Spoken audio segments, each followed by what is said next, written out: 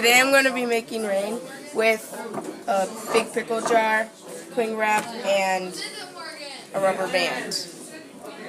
And hold on. Yeah, put your hand I have over my that. glass Don't of touch it, water. just put your hand over it. I'm going to warm it up for 2 minutes.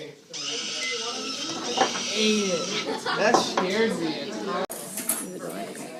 Since this isn't warm enough yet, I'm going to put it in for another minute. 2 minutes. But he doesn't. Now we're just going to make rain with this stuff. So first, I'm going to jump in the water.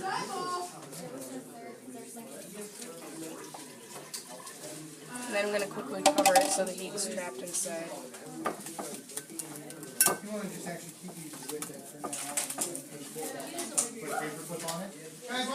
And pretty soon it should start fogging up. And yeah, it will condensate and go down the side.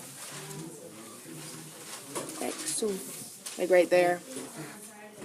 And you can see the little droplets that formed on top of here through this clear plastic.